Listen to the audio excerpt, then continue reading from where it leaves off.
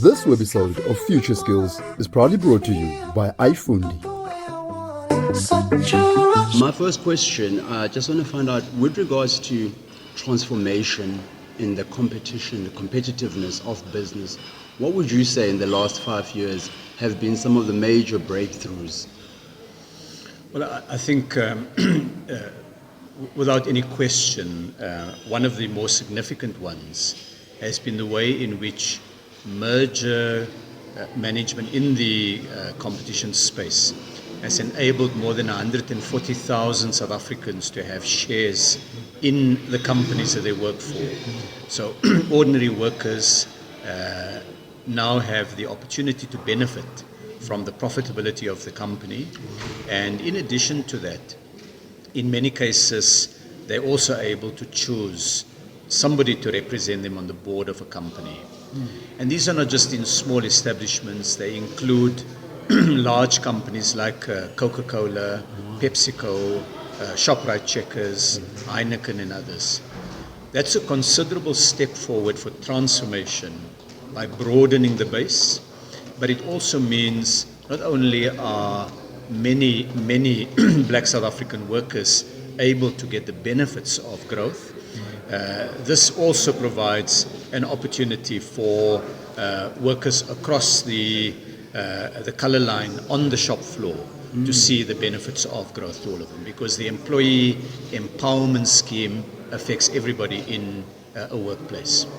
The second area has been opportunities for black industrialists to grow, for black South Africans to run businesses and to grow their businesses. And we've been able to do that in two ways. The first is by the setting up of supplier development funds and localization funds. More than R1 billion has been raised for those funds. And what they do is they help to stimulate technical support for small businesses, and they encourage expansion of those businesses. And complementing that has been a stronger focus by many companies as a result of competition policies on localization, on buying from local suppliers, goods that are made here in South Africa. One of the structural features of our economy that we inherited at the end of apartheid was that we have a very significant predisposition to import goods. And the ability to manufacture and produce goods and services in any economy is good for jobs, it's good for GDP and tax revenue, but it also brings a number of significant other benefits to an economy. It diversifies that economy. It makes it less vulnerable to commodity cycles. You know, if you're only a mining economy and mining production, of course, is affected by global prices. When the cycle reaches a low, your economy goes into significant pressures. If, on the other hand, the cycle goes up, you get an enormous flow of money into your economy. Your exchange rate appreciates, which sometimes has a negative effect on export performance. So you want a balanced economy. You want an economy with a strong mining sector, strong manufacturing, strong agriculture, and strong services sector. So these supplier development and localization funds are about producing that more balanced economy. The other area that we've made significant progress in transformation of the economy is the measures to protect jobs of workers. Can you tell me about that? When you have a merger, one company buys another company. Typically what happens in many parts of the world is the combined entity goes through a job shedding period. They've got duplicate functions and they begin to cut staff. That means ordinary workers are then retrenched. In economies with high levels of employment and low levels of unemployment, the market can absorb that.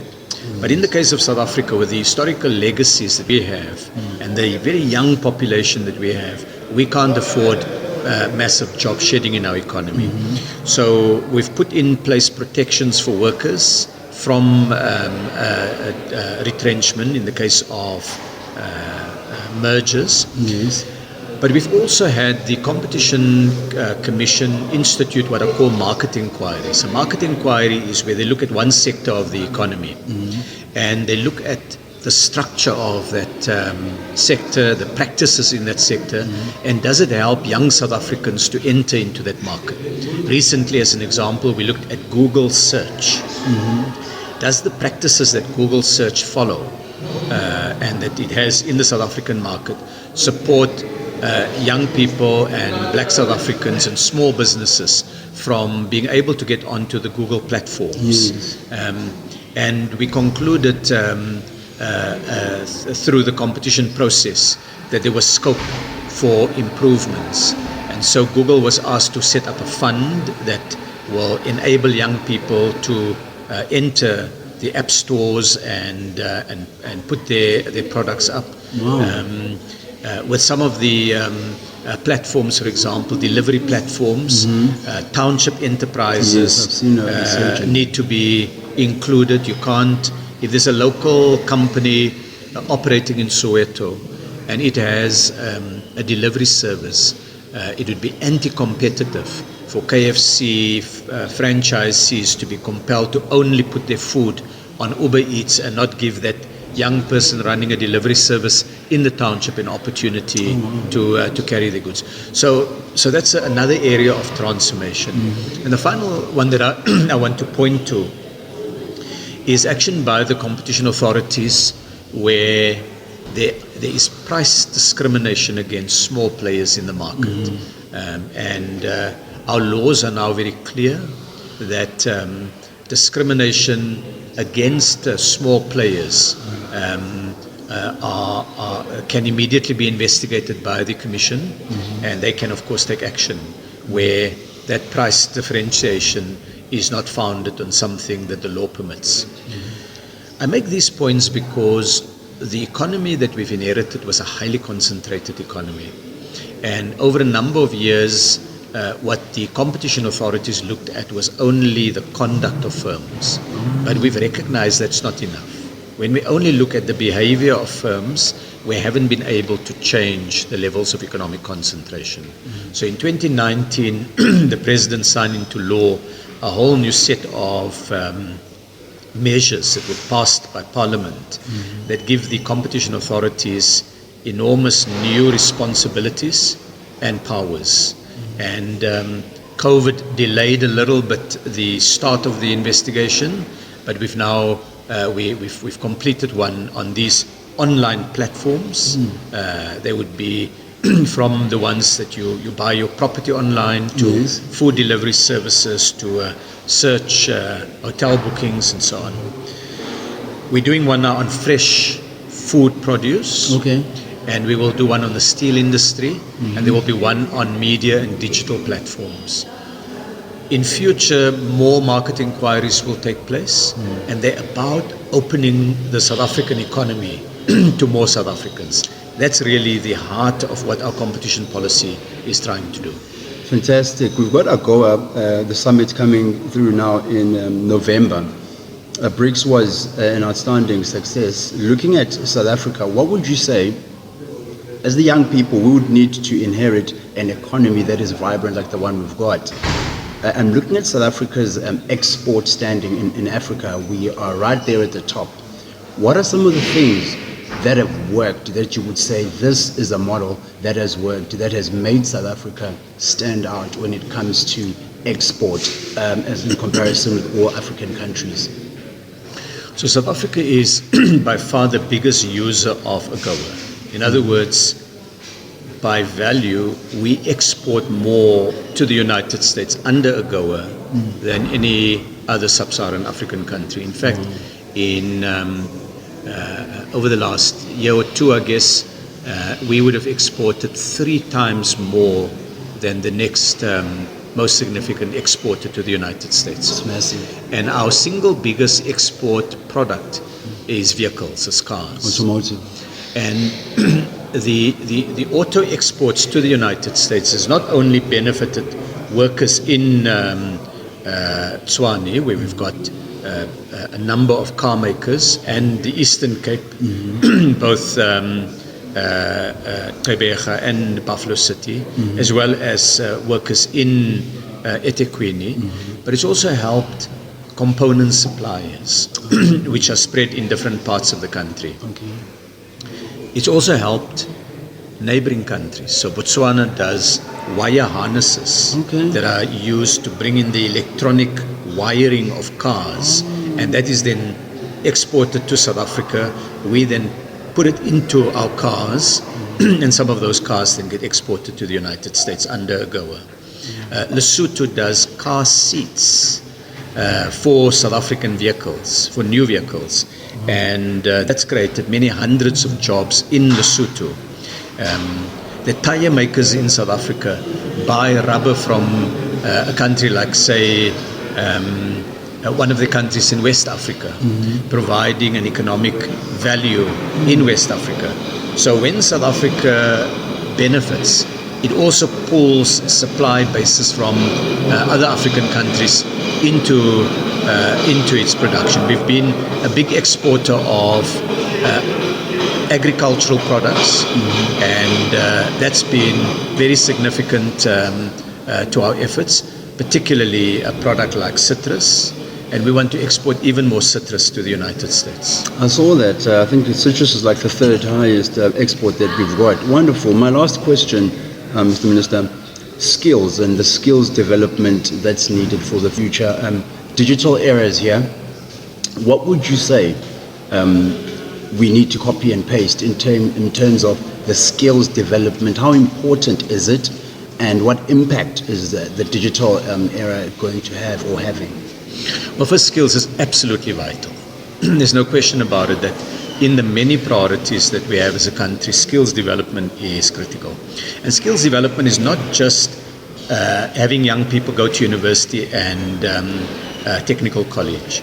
It's also about making sure that we set the standards high and we really improve teaching and the support we offer young people in teaching, bringing digital technologies, because a degree is only as much worth as the conceptual skills it gives you. Then you need to get work exposure, and you need to learn skills development. A huge part of any skills development takes place at the workplace. So in other words, by the time you leave university, you've got one portion of the skills that you need, but the other portion you get in the workplace. Like you can't drive a car with two wheels only. You need four wheels.